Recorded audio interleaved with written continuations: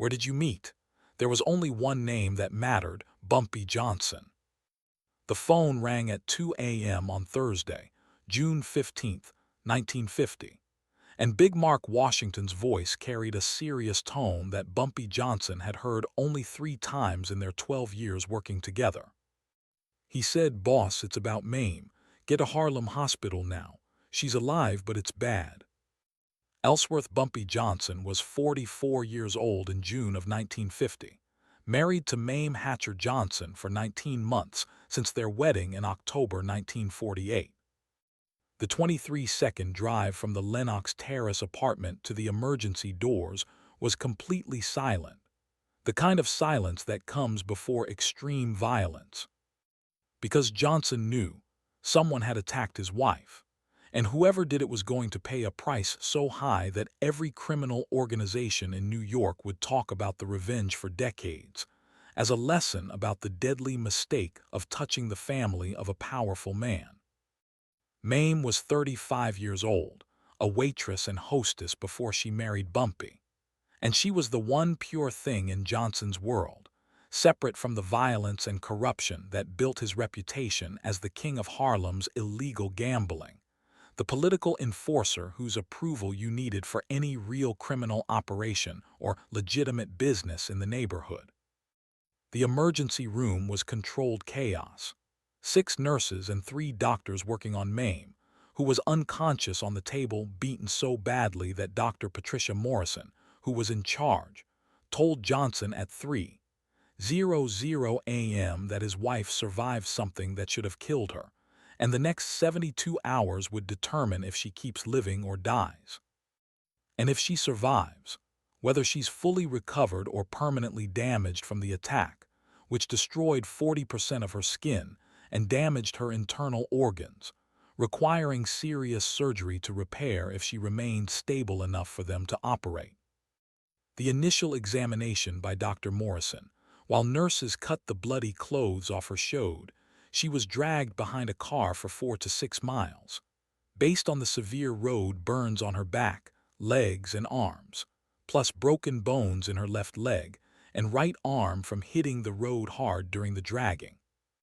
A severe head injury and a fractured skull from her head hitting the ground repeatedly, plus internal bleeding in her stomach, needing immediate surgery to stop the bleeding before she lost too much blood to survive.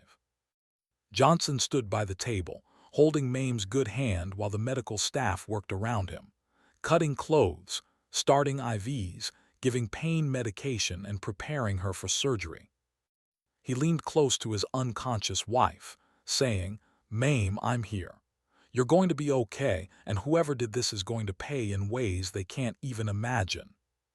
The promise came out so coldly that 2 nurses stopped moving, because the steel in his voice said he meant every word and nothing would stop him from getting the revenge he was already planning in the cold part of his mind, even while the husband in him processed the horror of his wife's destroyed body and the thought of the pain she went through for however long she was conscious while being dragged behind the car that caused this damage.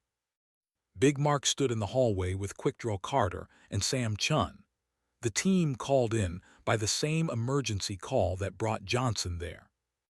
Washington shared the limited information they had, saying a taxi driver named William Henderson found her at 2:00 a.m. driving north on Amsterdam Avenue when he saw a body in the middle of 147th Street, 70 yards west of the corner. Henderson stopped, found Mame barely alive, and drove the 12 blocks to Harlem Hospital himself, instead of waiting for an ambulance that would take too long.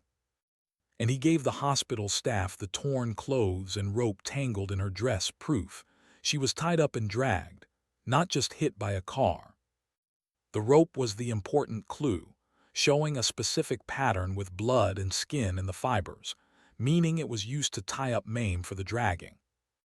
Raymond Carter already photographed the rope with his camera for their records, and Chun had someone checking hardware and boat stores in the Bronx, Queens, and Manhattan, searching for that rope to find where it came from and possibly who bought it, if the owner kept records or remembered a face. Sam Chun was working with 7 informants connected to the white hate groups in the city, specifically the Northern Brotherhood of the Klan, who had been running a threatening operation against black businesses in Harlem for 9 months since September 1949, when 12 locals from Queens decided black prosperity was a threat needing a violent lesson to keep black people in their place. It was a harsh reminder to our people of where we stood in the social order, a system supposedly approved by God himself. Now, if you have ever seen a man receive news so terrible that he doesn't break down or cry, but instead becomes ice cold, focusing entirely on exactly how to find the problem and eliminate it with nothing but pure concentrated force, then you know the look. Hit that subscribe button and tell me about a time when personal pain turned into the fuel for an action that shifts the entire balance of power. You see, what Bumpy Johnson planned over the next 48 hours showed that attacking his wife was not some smart power move, but a fatal mistake in judgment that would cost these criminals a lot more than just their lives. It would destroy their entire organization, keeping the Klan out of Harlem for 20 years. They wheeled Mame Johnson into surgery at 4:00 in the morning that Thursday with Dr. Harold Chun, opening her up to examine inside and find where she was bleeding from, since the early x-rays showed she was filling up with blood quickly. The kind of bleeding that causes shock and death if a surgeon doesn't step in to fix it. They were in surgery for 3 hours and 47 minutes while Dr. Chun stitched up a torn spleen that was ripped when Mame hit a curb while being dragged down the street. He stopped the bleeding blood vessels in her stomach that were damaged, drained about a liter of loose blood from her belly, and made sure the rest of her organs, like the liver, kidneys, intestines, and bladder, were not damaged badly enough to need fixing right away. Everything was severely bruised from the impact, though, so they had to watch her closely for the next few days to make sure nothing else went wrong, like an organ rupturing or an infection developing. While Mame was in surgery, Johnson gathered his top leadership in a private conference room. The hospital administrator gave up the room after Johnson made it clear he needed a private place to discuss business, and that saying no would bring trouble that man definitely didn't want. The meeting included Big Mark Washington, the man in charge of enforcement, Raymond Carter, who ran intelligence and surveillance, Samuel Chun, the financial expert and money launderer, Patricia Williams, who managed the legitimate businesses and political connections, plus 7 other top captains who controlled Johnson's gambling locations, the protection operations, and the semi-legal businesses that provided cover for the real work, all while bringing in enough clean money to satisfy the tax authorities and explain how Johnson lived like a wealthy man. Johnson spoke for about 11 minutes, explaining exactly what they did to Mame, showing photos Raymond Carter took of the injuries while the doctors were working on her, and outlining the first steps of the hunt to find the names and locations of the guilty people so justice could be delivered violently within 48 to 72 hours, depending on how fast the information came in. Johnson told his team the most likely suspect was Walter Brennan giving the order, the leader of the Northern Brotherhood of the Klan, who had been pressuring Johnson for 3 months to let the Klan operate in Harlem and to pay 15% of the gambling profits, just so Brennan's men wouldn't interfere with Johnson's business by hurting his workers or the customers. Johnson had refused completely, telling Brennan to his face back in March 1950 that the criminal operations in Harlem belonged to black men who had fought with the Italians and the Jews for every inch of that territory in the 1930s, and they were absolutely not handing control over to a group of racist extremists, no matter what threats Brennan made or what kind of force his Klan tried to show. That meeting in March ended with Brennan telling Johnson that refusing would bring terrible consequences, making him regret his pride and his failure to see that white people would always end up controlling Harlem, just like they controlled everything else in this country, keeping white people on top and black people on the bottom, treating Johnson's power like some temporary mistake that couldn't last. Samuel Chun stepped forward and said his informants on the street confirmed 90 minutes after they found Mame that Walter Brennan had called an emergency meeting of his inner circle at 11:30 Wednesday night, about 3 hours before Mame was found on 147th Street, and that 3 of his men left that meeting in a 1948 Ford pickup truck belonging to Robert McCarthy, a 26-year-old military veteran who was unemployed, living with his widowed mother in Yonkers, a guy known for doing the Klan's violent work, including 2 beatings of black men who supposedly disrespected white women by looking them in the eye or saying hello in a way McCarthy decided was too friendly.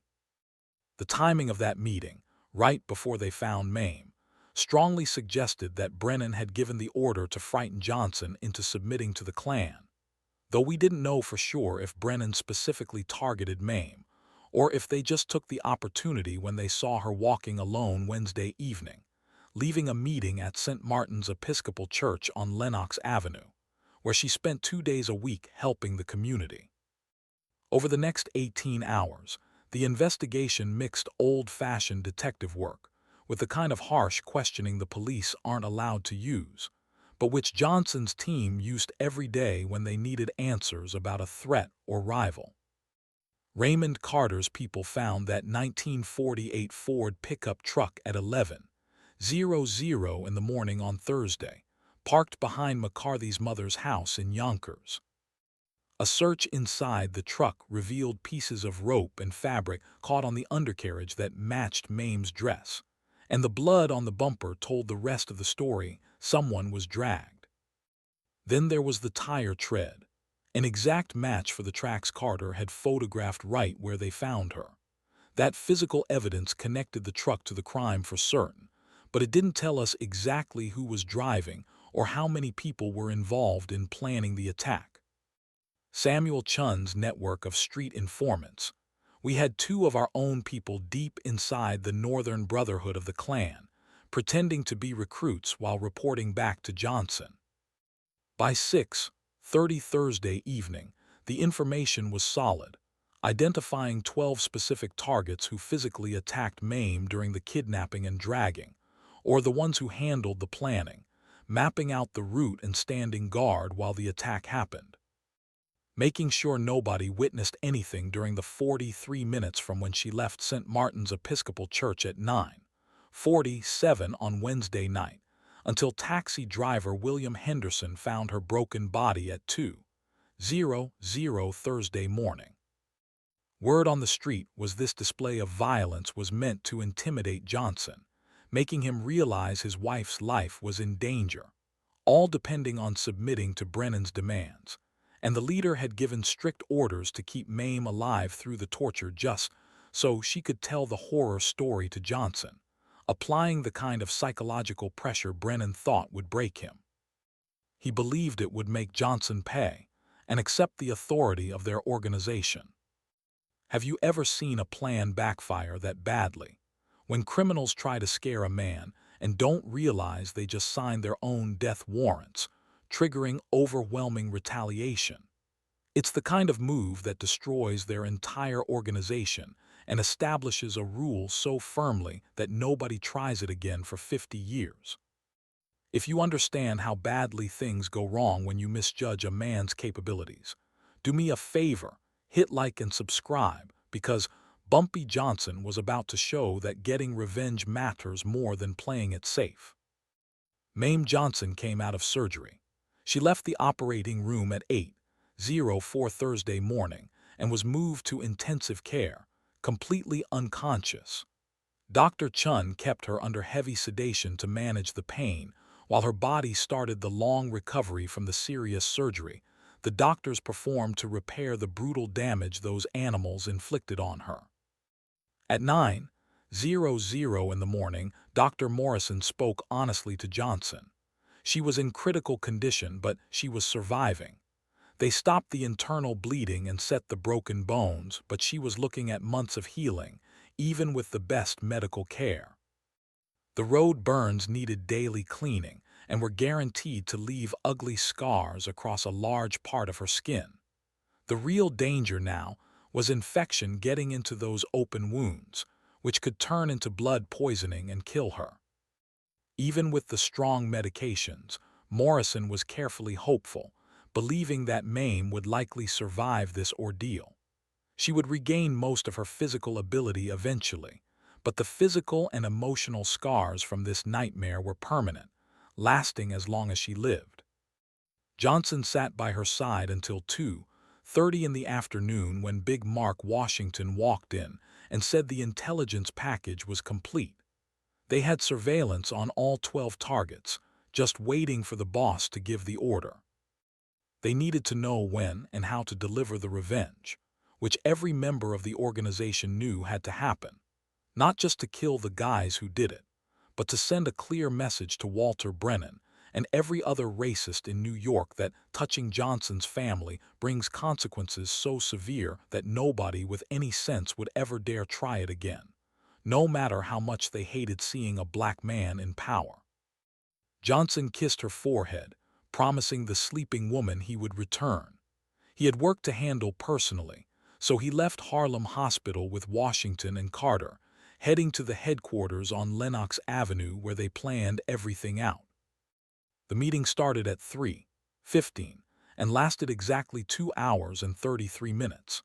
Johnson and his top people created a detailed plan to capture all 12 of those Klan members at the exact same time, drag them to a quiet location where they could be killed like animals without any police or civilians watching, then dispose of the bodies in a way that made a statement but didn't leave any evidence for the detectives, nothing connecting back to the organization.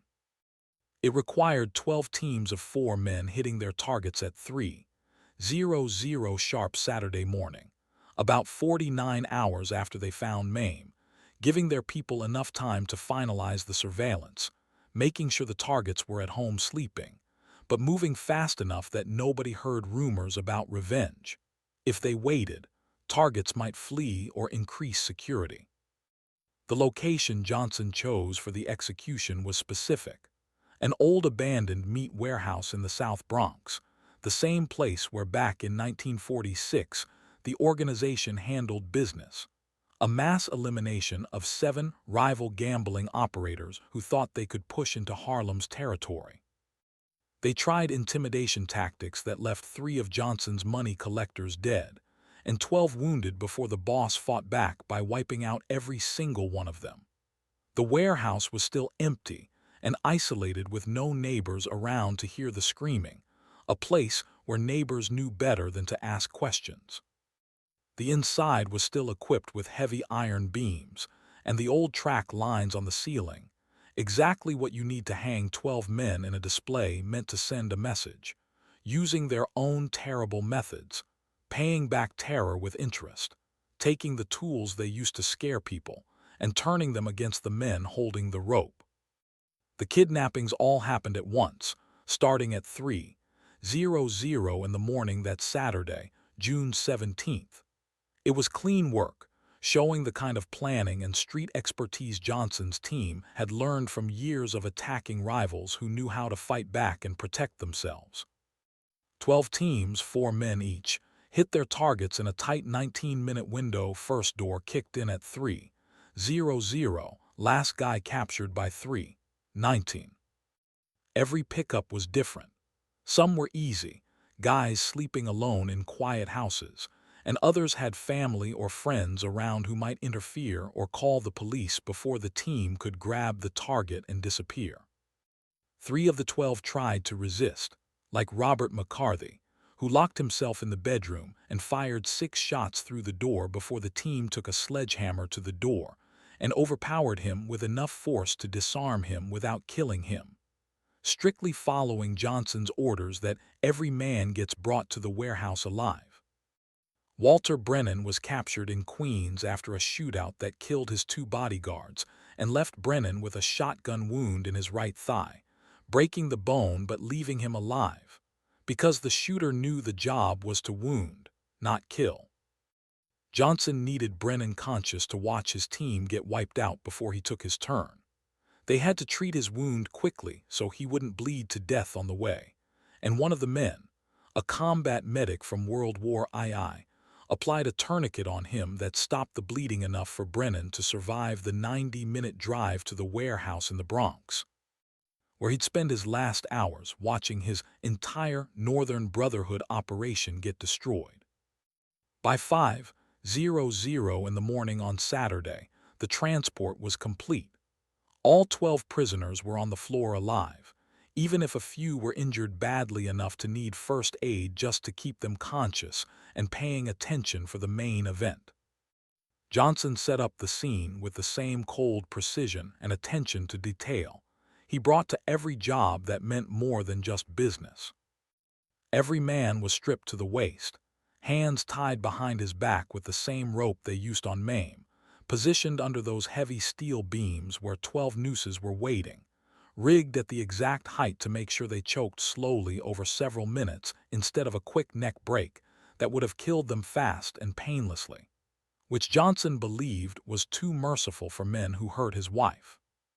Johnson stood before the 12 men at 6:00 in the morning, keeping his voice flat and hard, just like when he promised Mame he'd get justice, telling them they were going to die today for what they did to her, and that this served two purposes: balancing justice for the crime and sending a warning to every criminal in the Northeast that attacking our families brings consequences so severe that no organization can survive it and no man can escape it, no matter how clever they think they are or where they hide. Johnson held up the photos of Mame broken in the emergency room, making every one of them look so they understood the damage they caused and why they were about to die in a way that matched the fear they inflicted on a woman just walking home from church. A few of the men broke down emotionally right there. Some got sick seeing the pictures, and 3 tried to claim they were just following Brennan's orders, swearing they didn't want to hurt anybody but were scared of getting kicked out of the organization or facing Brennan, who didn't accept refusal. Johnson wasn't interested in excuses, telling them that grown men who join attack squads and harm innocent people are responsible for their actions, no matter who gave the orders. Saying you were just following instructions is a weak excuse that didn't work at Nuremberg, where the Nazis discovered that obeying orders doesn't wash away the guilt for your crimes. Walter Brennan stayed silent through the entire speech, expressionless, refusing to show any regret for ordering the attack on Mame. His pride seemed to give a little comfort to the other men who looked to their leader for guidance on how to face death, until Brennan broke down watching his 11 soldiers die one by one, finally realizing he had been completely wrong about Johnson's character. It was a mental breakdown that didn't just destroy these men. It permanently shut down the Klan's operations uptown for a long time, because no racist organization would have the courage to reorganize after seeing that level of force that Johnson demonstrated in this public execution. The work started at exactly 7:34 in the morning, Saturday morning, with 11 of the team, Walter Brennan excluded, split into 2 groups of 5 and 6, ready to be hanged together, giving Johnson room to control the process and make sure every killing was photographed for the record pictures that would spread through the city's criminal underworld as proof of the price for attacking Johnson's family. The first 6 men stepped up under the beams, ropes fitted tightly around their necks, rigged just right so the choking would take time, a slow death that guaranteed maximum suffering with 0 chance of survival. And when Johnson gave the signal, his enforcers pulled on the ropes, lifting 6 bodies into the air, kicking and struggling as the air was cut off and the reality sank in. They were dying, and no power on earth could stop the long, slow strangulation that would continue for minutes, until the heart finally stopped and they died. The entire terrible process took between 5 minutes and 11 seconds for the thin man to 9 minutes and 47 seconds for the heavy man, and Johnson watched every second with a stone-cold expression, the same focus he put into setting the trap, making sure the debt was paid completely and the message, both psychological and symbolic. He wanted to send hit hard through this public display, a mass hanging that used their own history of violence against them, the same terror tactics those Klan members used on black people for years. When all 6 bodies hung dead from the rafters, Johnson called a 15-minute break so the photographers could document the scene from every angle, building a portfolio for the police, the newspapers, and the local criminal organizations, serving as cold, hard proof and a warning about the cost of coming after the family of a powerful man. A black boss with the force and the determination to get complete justice, regardless of the risks or the cost. The second group of 5 were hanged at 8:00 in the morning, same method, same result, dying between 4 minutes and 53 seconds and 8 minutes and 32 seconds, depending on their build and their struggle. And once again, Johnson watched every death, keeping that ice-cold stare, making sure the job accomplished exactly what it was supposed to do. Not a trace of mercy in him for men who lost their right to live the moment. They dragged his wife behind a truck for miles of hell that nearly killed her and would have killed most people. With 11 Klan members hanging dead from the warehouse beams, Johnson turned his attention to Walter Brennan, who was due for personal treatment after being forced to watch his entire team get wiped out and being left to worry about his own death. Finally understanding that he was completely wrong about who he was dealing with and how Johnson's mind worked. A mistake that cost him his own life and the lives of every man who trusted his word and followed his leadership. If you were as disturbed as New York's white hate groups by this display of organized justice, using their own lynching tactics to send a message loud enough to prevent any future attacks and change the calculation on the cost of attacking black families, hit that subscribe button and comment if you've ever seen revenge that combines a message with that kind of military-level precision to get blood now and peace later. Johnson spoke directly to Brennan for about 6 minutes, explaining that Brennan's mistake was thinking a threat to the wife would make Johnson surrender instead of starting a war that would burn Brennan's entire organization to nothing, showing he didn't understand how real bosses handle business when you attack their family, mistaking patience for weakness or thinking criminal operations run on logic that would tell you to surrender rather than burn the entire city down. Johnson said Mame's full name 11 times in his final speech, making sure Brennan's last thoughts on Earth were filled with the woman he ordered attacked. A real person whose pain brought this judgment that wiped out everything Brennan built over the last 9 months, since starting his organization with big dreams of establishing a presence in Harlem and spreading the Klan's reach out of the Deep South and into the city streets, where the neighborhood was changing, supposedly opening opportunities for their kind of hatred. The rope went around Brennan's neck at 8:17 in the morning, and they pulled the rope at 8:18, lifting 196 pounds of dead weight, starting a strangulation that lasted 10 minutes and 33 seconds, making Brennan's death the longest and most difficult of the dozen. And Johnson never broke eye contact through the entire ordeal, making sure the last thing Brennan saw before he died was Johnson's face with a look that said the debt was settled. This execution was the only way to answer a crime that couldn't be forgiven. Johnson walked out of that warehouse at 9:07 a.m. Saturday, roughly 55 hours since they found Mame broken on 147th Street. He called the New York Police Department, letting them know 12 dead bodies were waiting for pickup at a certain address. He made sure they knew the dead men were Klan members executed as revenge for attacking Bumpy Johnson's wife in a hate crime that nearly killed her. The police found the 12 bodies at 11:23 a.m. that Saturday morning when NYPD responded to Johnson's tip. It sparked a media frenzy, with every newspaper competing to print the bloodiest details.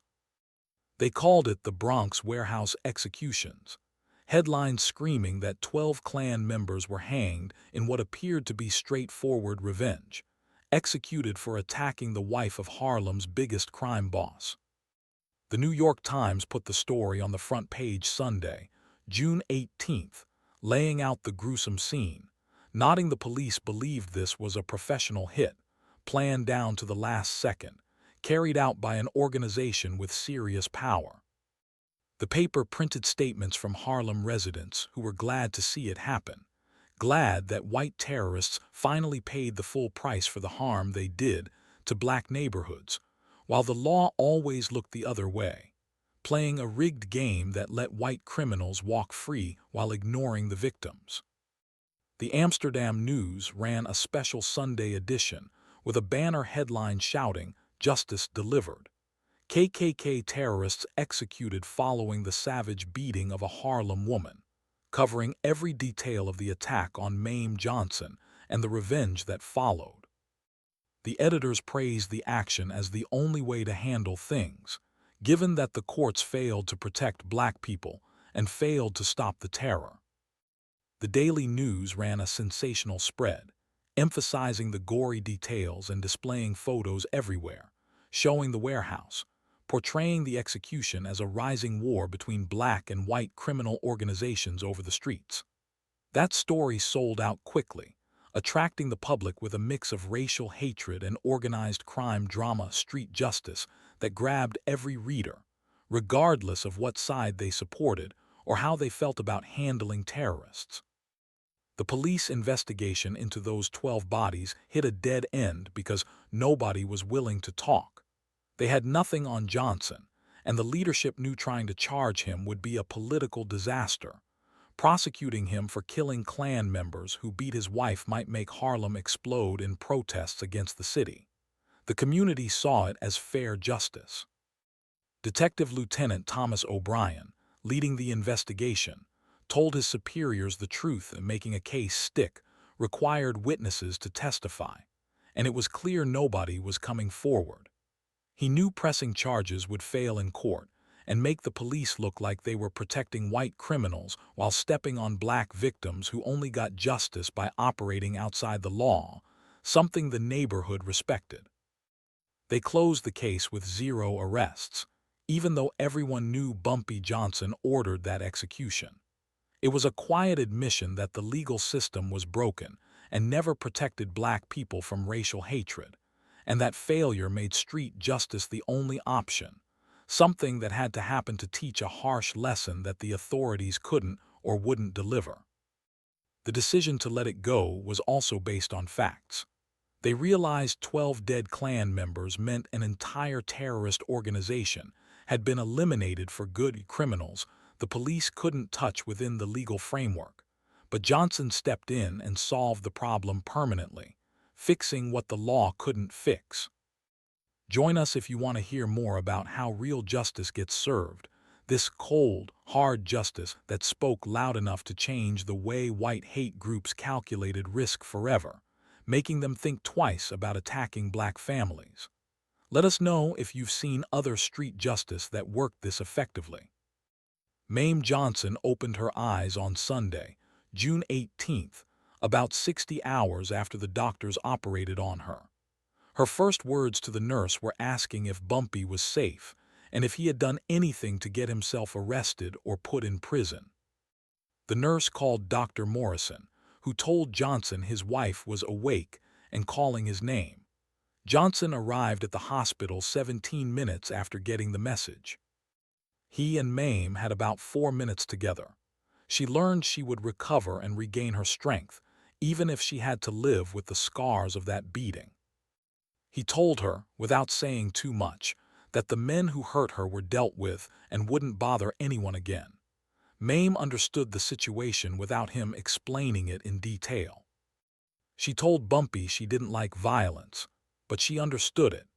She knew some problems needed solving outside the rules, and she trusted him to do what was necessary, trusted him to do what it took to protect her and the entire Harlem community that depended on his strength.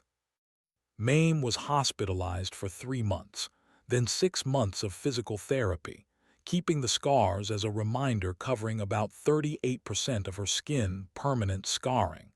A lasting receipt for the attack she endured and the heavy price paid in return. Mame kept silent about that incident, focusing her attention on charity work and helping the community instead of dwelling on the terrible times that shaped her but didn't define her. She lived 59 more years, dying in May 2009 at 94 years old, having outlived Bumpy by 41 years, and spending her final years keeping his reputation alive in her book from 2008, Harlem Godfather, which told the complete story of his life, including that incident in 1950 that proved exactly how far he'd go to protect his own family and deliver cold justice when the law looked the other way. The consequences from those Bronx warehouse executions went far beyond just eliminating that Northern Brotherhood organization. It taught those Klan members the real cost of doing business inside Black City territory, where criminal organizations had the power and the courage to answer terror with overwhelming force. You didn't see the Klan make a move in Harlem for 20 years after 1950, once word of Johnson's revenge spread through their networks, making it clear that attacking the family of a powerful criminal brought consequences so severe that no one with any sense would take that risk, no matter how much hatred they carried or what ideology usually drove them to start trouble. Those executions became a lesson for both the criminals and the police, showing how handling things outside the legal system could create a fear in people that the police and courts just couldn't achieve when the system was too corrupt to protect Black people or punish the white men who hurt them. The story of how 12 Klan members were killed after coming for Bumpy Johnson's wife became a legend in Harlem, demonstrating the kind of protection that the organization could offer the neighborhood and the severe punishment collected when you crossed a man like Johnson, a man who put family above personal safety or worrying about the odds. The people telling the story made sure to mention that Mame survived and lived well, instead of only talking about the bloody revenge that followed. And they noted that Johnson's action was a fair response for what was done, and planned strategically to send a message that stopped trouble completely, without starting a full-scale war that could have hurt regular people in Harlem who weren't part of the criminal life. Those executions stood as proof that justice is a complicated issue in neighborhoods where the law didn't protect people, leaving them to depend on the powerful force that mixed street violence with keeping the neighborhood safe in a way that blurs the line between what's right or wrong, good or bad justice, or just plain revenge.